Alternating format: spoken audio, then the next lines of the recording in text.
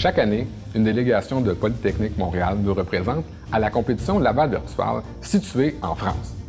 L'objectif de la compétition est de développer une application de réalité virtuelle innovatrice en 30 heures consécutives.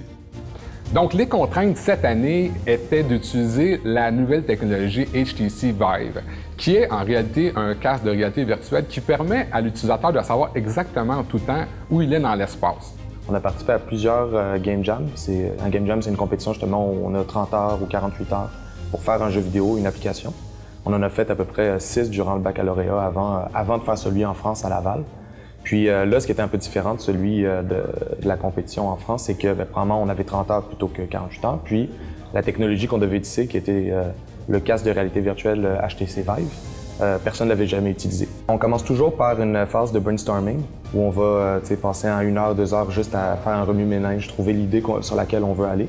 Puis à la suite, on se donne tout de suite un deadline auquel on veut arriver. Par exemple, à la fin de la première journée, on veut avoir un jeu complet qui n'est peut-être pas le plus beau, avec les moins de bugs possible, mais avoir vraiment quelque chose qui a une boucle terminée.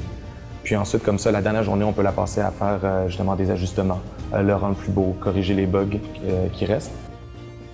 La plus grande difficulté pendant le projet, ça a été vraiment d'identifier qu'est-ce qui allait être le fun dans le démo qu'on allait présenter au juge. On a vraiment un court laps de temps pour présenter notre jeu, donc il faut vraiment que ça punch rapidement. On a trouvé des façons d'utiliser l'espace avec le HTC Vive. On faisait que les gens pouvaient se pencher, regarder en dessous d'une table, écrire sur un mur, faire des dessins pour son coéquipier. La plus grosse difficulté à faire dans le projet, ça a été, je pense, de travailler avec l'espace.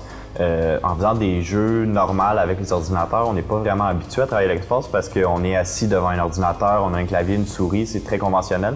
Mais là, avec la Vive, on devait trouver un moyen de vraiment utiliser le 2 mètres par 3 mètres, trouver des mécaniques qui sont amusantes à faire sans pour autant dépayser l'utilisateur puis le mettre dans un endroit où il ne saura pas quoi faire, il va avoir le mal de mer.